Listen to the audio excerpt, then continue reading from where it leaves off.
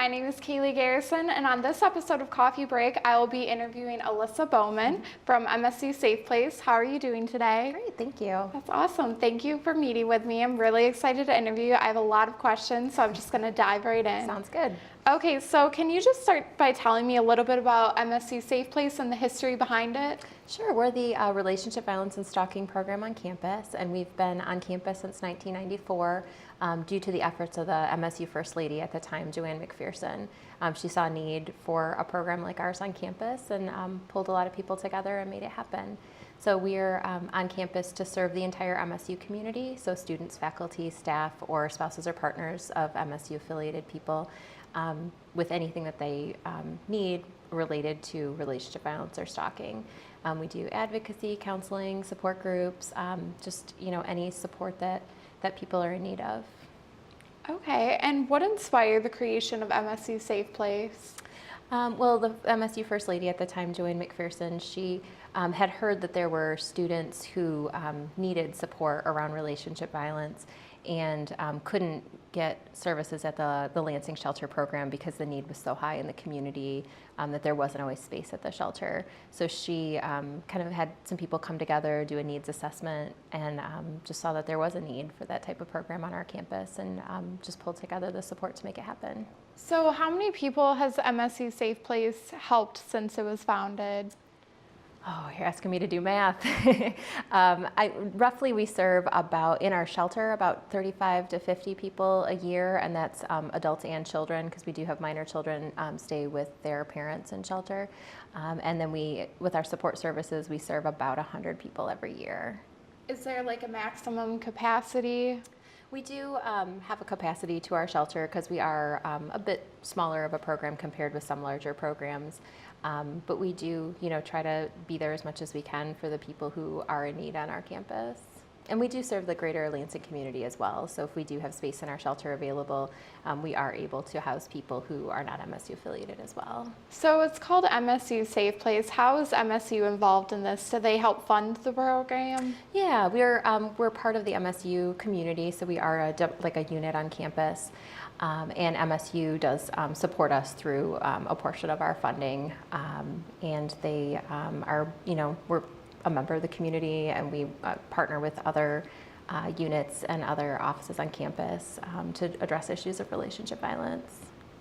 Okay, and I saw online that MSU Safe Place partnered with the sexual assault program at Michigan State. Can you tell me a little bit about that? Yeah, we partner with the sexual assault program on campus quite frequently because both of our programs deal with issues of violence.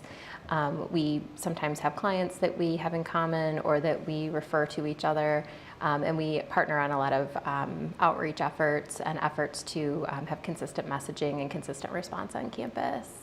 Okay, so do you deal a lot with sexual assault, or is it more domestic violence and stalking? There is some overlap in the clients that we serve. But when an issue is primarily sexual assault, we would refer to our partners at the sexual assault program. But we certainly see, clients who are dealing with, a number of issues, and they may experience sexual assault in the course of a relationship. So how has MSU Safe Place really helped people since it was founded? Have you had any success stories, like people getting out of abusive relationships and being successful after? Yeah, and we really see people define success in a lot of different ways. Success might not necessarily mean leaving a relationship, but it might mean more, being empowered or knowing what somebody's options are or knowing what the resources are. We've seen people, struggle with their academics and, with support from our program and other sources, be able to graduate and achieve the goals that they have.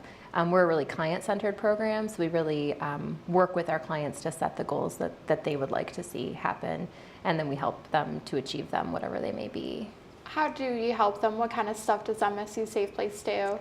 Yeah, we do. Advocacy is really the biggest thing that we do, and and that can be anything from just talking to a person about their situation, helping them strategize about what they'd like to do, exploring options, helping connect them with resources, safety planning, really anything that person might need. And we really work with people at the pace that's comfortable for them. We're not there to tell them what to do or push one agenda or another.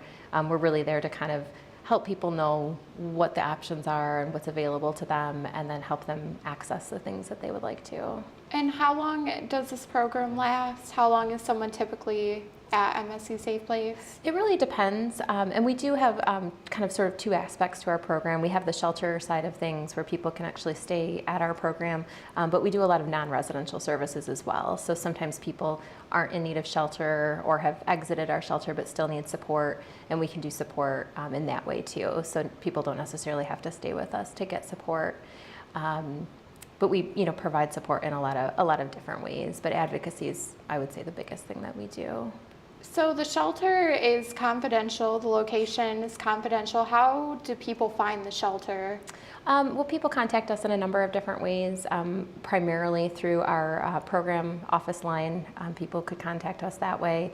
Sometimes people connect initially with us through email. We do have a Facebook page as well. Ideally, phone works a little bit better for us just because we can kind of have a conversation about what the person's needs are. But sometimes that's not a safe way for people to contact us, so we're happy to be flexible and let people contact us in the way that's best for them. But from there, we would kind of work with the person to figure out if our program's a good fit for what their needs are, and then make plans to connect with them in person. And how do you keep the program confidential, like the location? So many people have been here over the years. How do you keep it a secret? Mostly just through, explaining to people why why it's important to be confidential.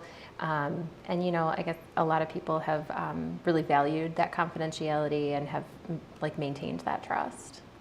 So I've never really heard much about MSU Safe Place. How do you promote it? How do you educate people about this? We work in a lot of different ways. There are some prevention and outreach offices on campus that help to spread the word about various programs on campus and the resources available. We do training with different staff on campus, especially staff who will work primarily with students or offices that work with other staff members or faculty. Who can spread the word, because it is a constant struggle. I mean, there are so many people on campus, and the turnover on campus is pretty frequent. So even if we told everyone today about Safe Place, in a couple years, a lot of those people will be gone, and we have to continue to educate the campus community about our program. We do have a website. We try to be active on social media. And then there's events like Race for the Place that help us to spread the word more largely in the community. So how many people work for MSU Safe Place? Is it all volunteer? There's 4 full-time staff.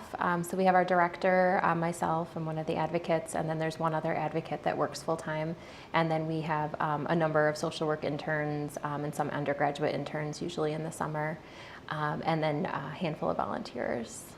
And what is your role in all of this? How do you contribute? I'm the volunteer and advocacy coordinator, so I work with the volunteers in terms of recruiting, training, and supervising.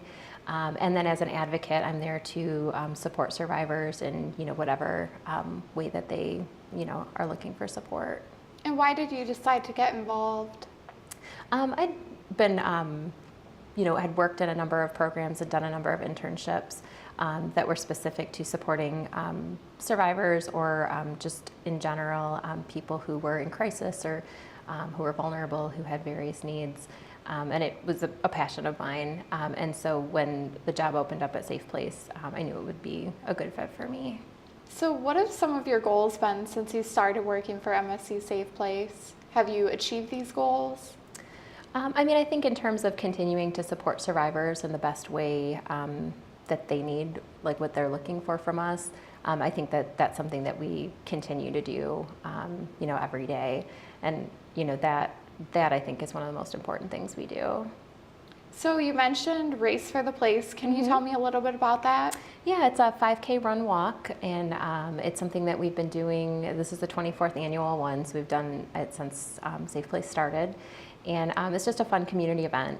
People of all, athletic abilities can come out, participate in the 5K. It takes place right on campus. So you get to see the river and a lot of the sort of spring aspects of campus. And then we have a couple of kids events that go along with it as well. So there's a kids 1 mile fun run and then a 100-yard dash for the little ones. So it's an event that the entire family can come out to and, enjoy campus and kind of participate in the community and then support Safe Place. And can you just talk about when it is, where it is, and how people can get involved? Yeah, it's Sunday, April 15th, and the 5K starts at 1, and the kids' events start at 1:45. We have on-site registration that'll begin at 11 o'clock, so if you didn't register ahead of time, no worries. You can come on race day and register then. And does it cost any money? Yeah, the 5K is $30 for registration at this point. For students, it's $20. The kids' 1 mile is $15, and the 100-yard dash is free for the little ones. Okay, and then where will all the money be going? Will it be going back to MSU Safe Place? It will, yep. All the proceeds go to MSU Safe Place to support our programming. Okay, and how do you plan on using those proceeds? Pretty much to continue to do the work that we do to support survivors through advocacy and counseling support groups and any of the things that survivors need. Wow, that's really inspiring. Well, do you have anything else to add about MSU Safe Place or the event this weekend? Nope, just that we hope people come out. I know Michigan weather is kind of unpredictable, so rain, snow, shine, either way, we'll be there, and we hope to have the community come out to support us. Awesome. Well, thank you so much for joining us today. I really appreciate it. No problem. That's another edition of Coffee Break. I'm Keely Garrison. Thanks for watching.